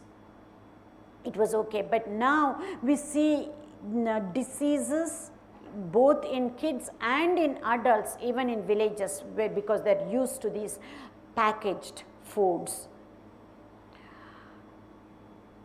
At least if we know when to stop. And they are so addictive and so affordable, it is not possible.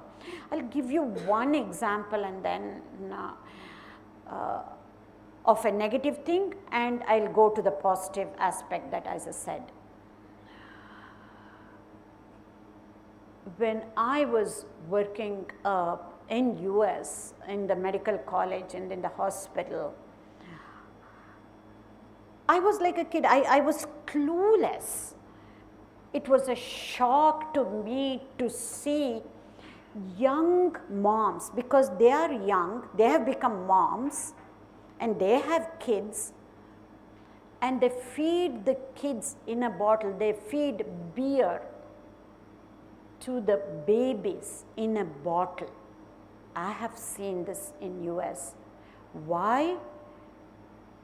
Beer, for two reasons. Beer, less expensive than milk, and beer will calm the baby. They don't need to take care of the baby.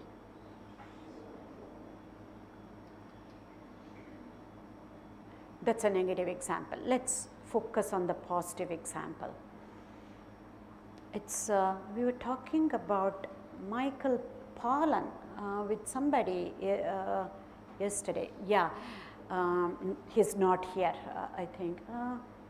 I forget who it was I was talking about. He's an author, by the way. Anyway, Michael Pollan, about 15, no, even more than that, 20 years back, did a huge study. I think the title of the book is The Omnivorous Diet or something like that. He did such huge in-depth research on nutritional aspect in West, especially in US, I think also in Canada and UK if I am correct, but definitely in US. And that is where, and there were many movies that came about. We were also showing the movie while we did this workshop in India long time back. I didn't bring that.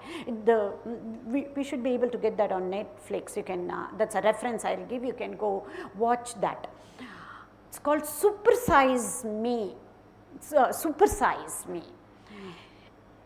Any fast food chain you go to in US, with little additional money, with few more cents, you can get so much more. We go in a logical way, rational way. Oh, if I pay 20 more cents, I will get double the size. Okay, then if we have an Indian attitude, then I can share, you're safe. Not for Americans, no sharing business here. Literally, this is where that supersize me, that is what it was, that's how it is. Whenever you see, I haven't paid attention this time when I went, anytime buy one get one free. Anytime you see any sales, this has come from West, and I'm sure many of the procedures that I see, it's a combination, it's a very unique experience for me here in South Africa, because I see lot of the, how would I say, commercial, materialistic angle from US, and some of the spiritual angle from the India, that I see a mixture here in this country. Anyway, that is where that supersize me came about, and that's again still a negative thing I'm saying, but not in a negative way, not a negative thing, it's a, we learned a lot from that.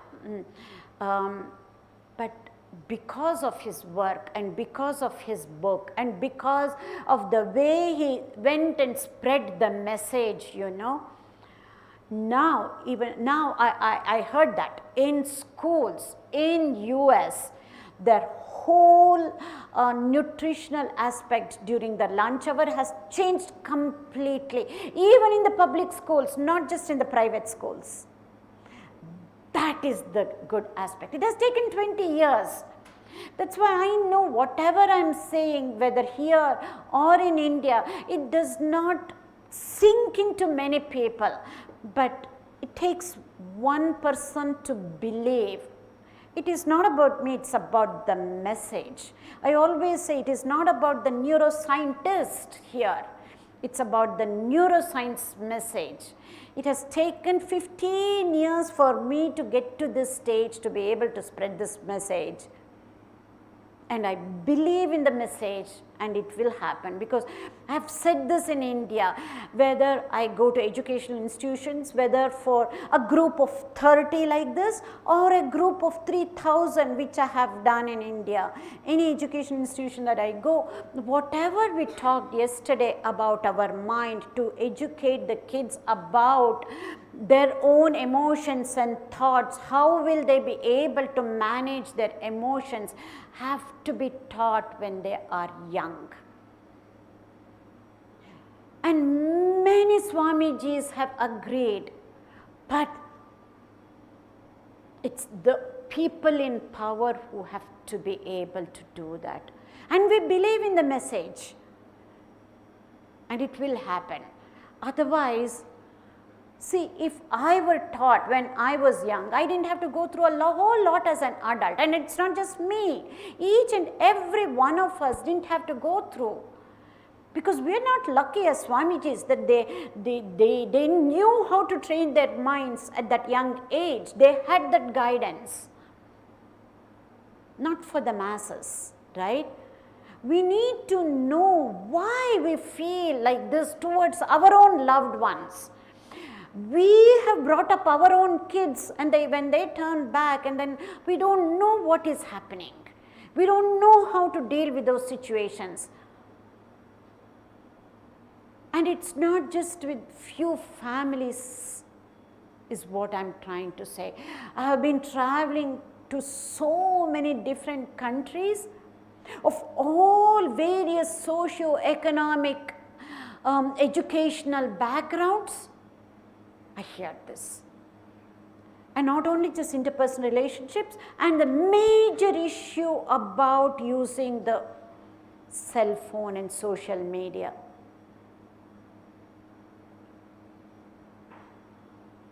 And I have Many doctors in the family, neurologists, neuroscientists in the family. We were discussing while in US, and the books that I quote that was written for the sake of kids, it's called, one of them is called A Teenage Brain, written by a pediatrician mother who raised a teenage kid. Everything that she learned was totally against like what she was saying with her own teenage kid. So she wrote a book, and my niece is colleague of that author. And the doctors are so concerned, how are we going to raise their kids? Because these are all young doctors. Young kids, they don't know how to raise their kids. They go to the store asking for a run-of-the-mill phone to give it to the kid so that it is not a what do you call, Android phone. You don't get an Android phone in US. It is so hard, and the lady at the counter, she is trying to educate this. Oh, your kid will hate you if you take this phone. I don't need to be educated. I want what I ask for. This was the conversation that went. This is what the intellectual community that I am facing, especially this trip in UK, Ireland, US, Canada, we are facing this is at the level of physicians who are raising young kids, including my own daughter who is raising. We are figuring out what is it that we can do.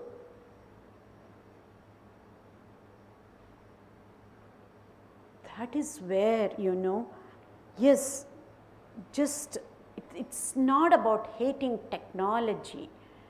All we need is change in our belief system. And to change our belief system, just being with just friends and families is not going to be enough. Until and unless it has a strong spiritual background, it is not going to be possible. It does not matter what religion that they belong to, because the family that I have, extended family in US, all different religions in the family. And I say it does not matter. Hold on to some faith, and that is what will help you to go through. And turn that into the modern language, the way I define religion and spirituality. Go beyond that, just the faith, and go into spirituality where you can practice.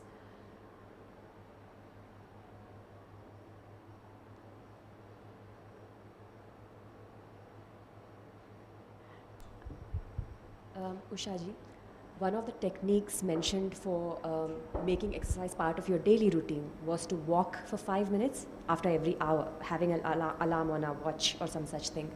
Does it not then break our focus and concentration? Is here technology not interfering with our focus and concentration? No, how? Because That after will help every you. hour, we are training our mind to divert from whatever we are doing and do something else. Do you think we can focus for 1 hour and 3 hours at it straight? Do you really think, Manasa? It's impossible. When we take that break, it actually will help us focus. In fact, it is impossible. I'll tell you one thing that I shared with a corporate in Bangalore when we did. We made it as a fun activity. This was for middle managers and higher managers. We used a technique called Pomodoro Technique. I don't know how many of you are familiar with Pomodoro Technique. You are? Yes? You're familiar with that? You want to tell me what it is? Yes. Did you hear that? Do you know where that came from? Pomodoro, it's an Italian word. Pomodoro is also a type of tomato, Pomodoro tomatoes, So we told in India, we said, to be able to remember this, and only some people came, we trained only some of them, and there were many in that corporate sector, right, in their own office.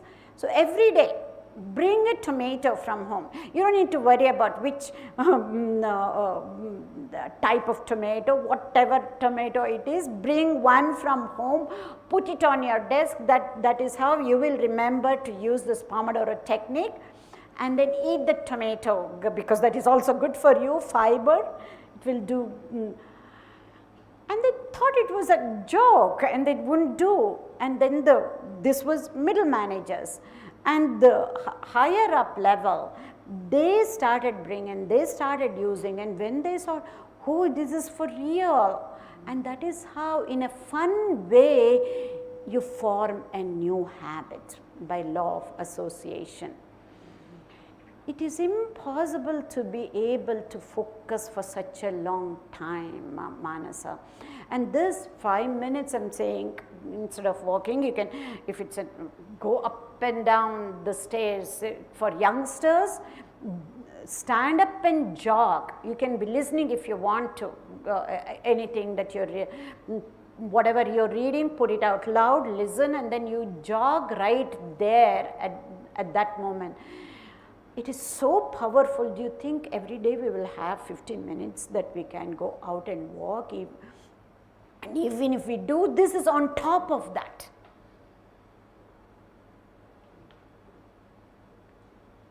It's very important. Okay.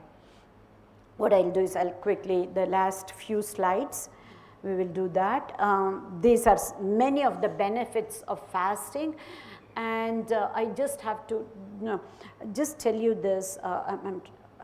For a second, I forgot the name of the Japanese scientist who got the Nobel Prize for medicine, for having done research on fasting, not at the level of people, in the petri dishes using certain cells, and then he looked into a process what is called as autophagy, and the Nobel Prize he won, and I'll give you the name of the scientist, Japanese scientist. Anyone youngsters, you can look into it, and then there you go. Is it? Osumi. Yes. So there are lots and lots of benefits of fasting, and just to give you a plug-in, in naturopathy hospitals in India, fasting is one of the routine procedures that they use. Many different types of fasting. They even say fruit fasting. You can eat just fruit, or soup, pal soup fasting they say, and then they go into water fasting or juice fasting, many different varieties of fasting. This is a great detoxification process for the body. Until once any new research comes up as books, then you know it has become popular. There you go. That's the title of the book. So whatever it is, all of this, I'm trying to give you self-management, and it could be the self-management, or for many of you, you're all youngsters, it could be prevention. But we need to be able to practice. I think I thought I would be done early, and then I had more to talk about the anatomy of the brain, but we will take it up in the next session. And if you have any questions, I'll take, otherwise we will close. Om, I can bring the mic to you.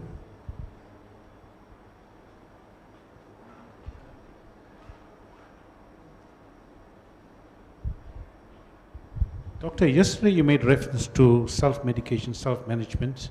You went on today to elaborate on the effects and in terms of the modern medication systems.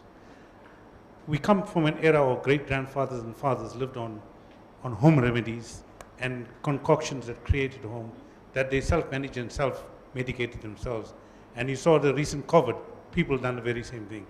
How do you see that in today's modern medication, and is that continuous continuously advisable, or should we know Oh, no, come no, into no. the modern system? Great question, great question. Here what I'm talking about self-medication is going to the pharmacist and then getting some of the, what do you say, either antibiotics or some of the real hardcore medicines. This is not for home remedies. Just to make light of the situation, yes, chicken soup will still help for that cold and fever. No, to come back, yes, that herbal tea that our grandmothers used to make with cumin, pepper and ginger. I am not talking about all those home remedies as self-management.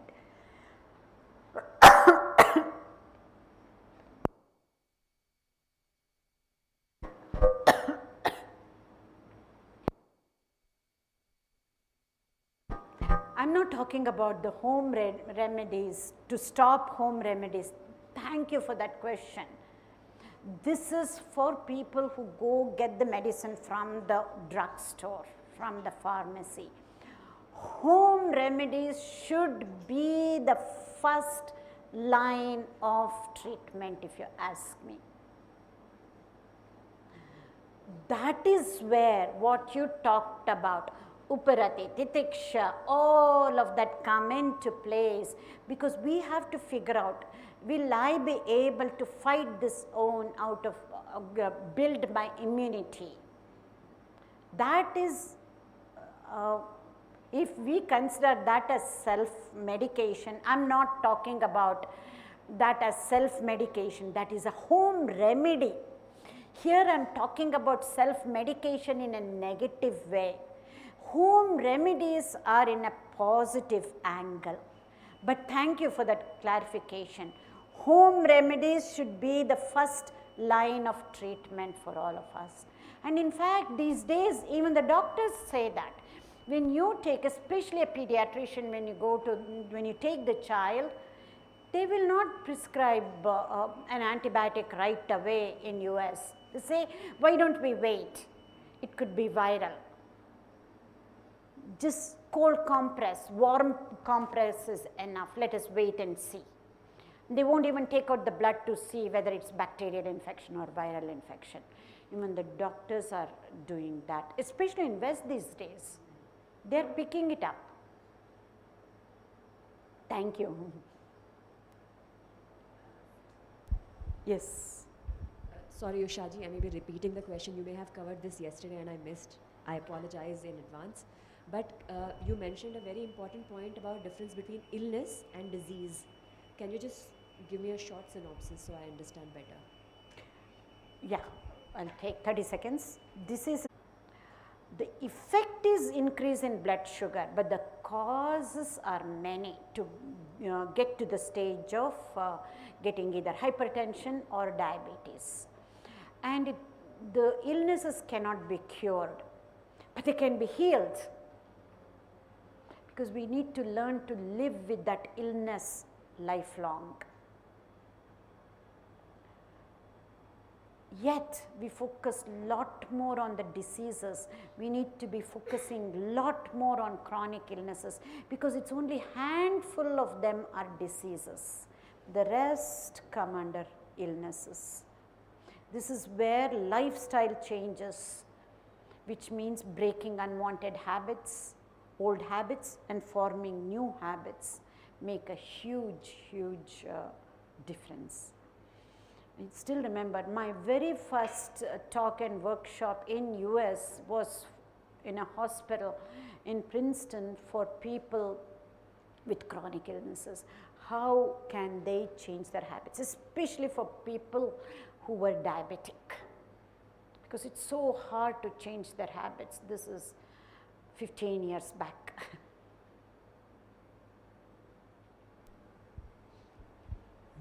Any further questions?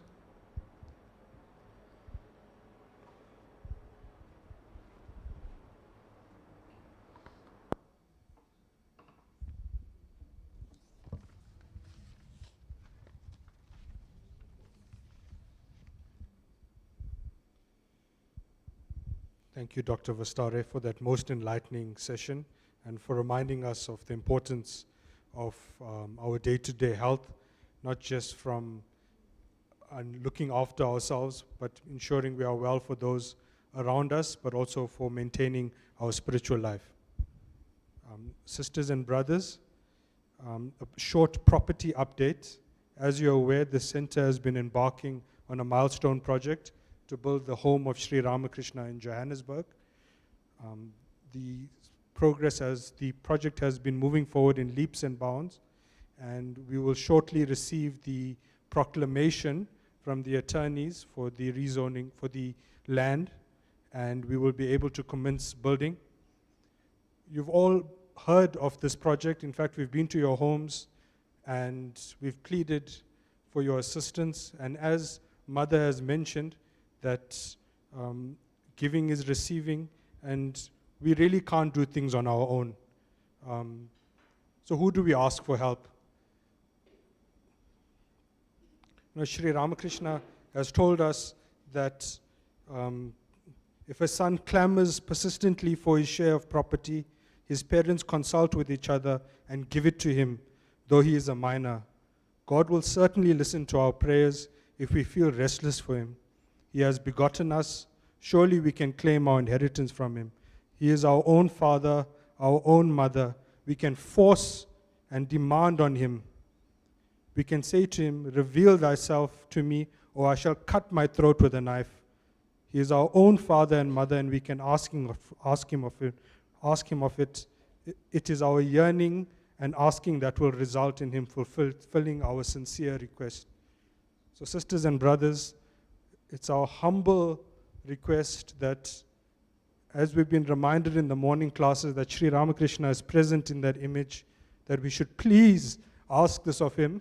And even if we make this personal, we should feel that he is homeless, and it is us that is not building this home for us, for him. Swamiji himself begged on the streets of India, and he himself won't be here. He'll be moving to another ashrama. But this is an act of selflessness that other people will enjoy. So sincerely, when it comes, maybe this Lakshmi Vrat was on Friday, individuals might have prayed for wealth. Now we should ask Sri Ramakrishna for wealth to grow us so that we can build his home, because indeed he is homeless.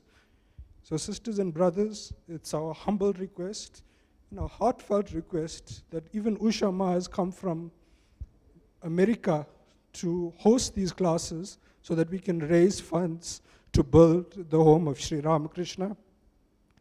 And it's our sincere wish that all those present should reignite their drive to build this home, and we intend on breaking ground in October, and it can only be done so if we plead to Sri Ramakrishna to inspire our minds and to inspire those around us to be wholeheartedly donate to this project that we ourselves may not enjoy. Thank you.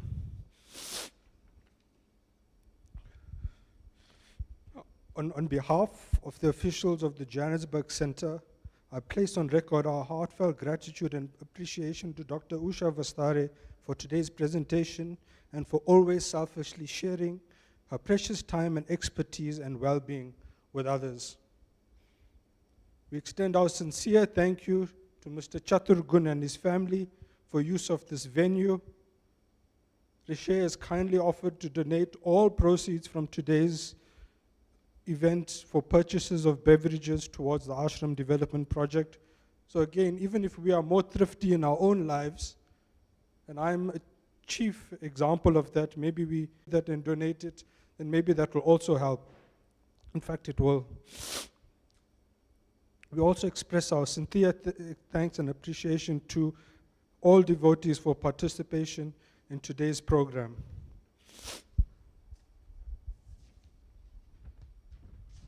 Please take note of the following announcements. This Tuesday, 9th of August, the Shri Sharada Devi Women's Program will be celebrating Women's Day. Dr. Usha Vasthare will talk on change your memories and change your brain, change your life. The program will commence at 10 a.m. and on Thursday, 11 August, Dr. Usha Vasthare will talk on emotion management biases and neuroplasticity in North Riding. All are welcome to attend. The sub-center will be celebrating Sri Krishna Ashtami week, Friday, 12 August. Please partake in tea, coffee, and snacks and have a safe journey home.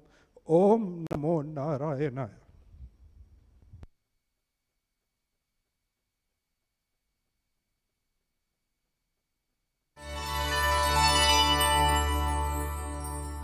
The Ramakrishna choir will now.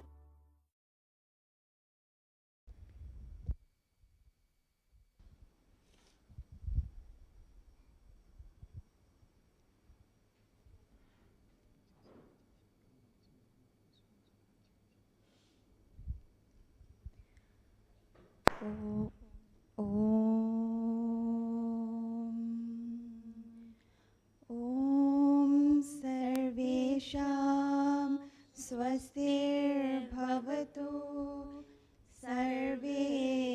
सर्वेषां शान्तिर्भवतु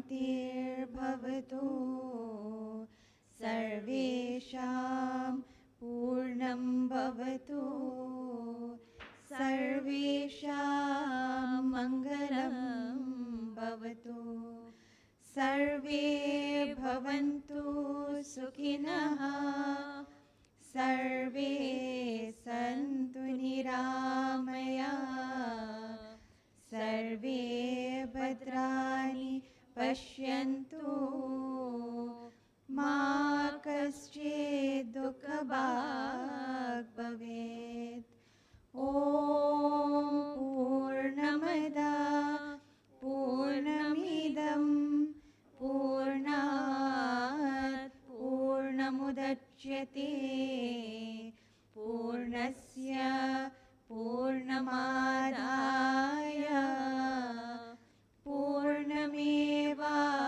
पूर्णमेवावशिष्यते ॐ शान्ति शान्ति शान्ति ॐ हरि ओम तत्सत् जय श्री गुरु महाराज की जय जय श्री महामाई की जय जय श्री स्वामी जी महाराज की जय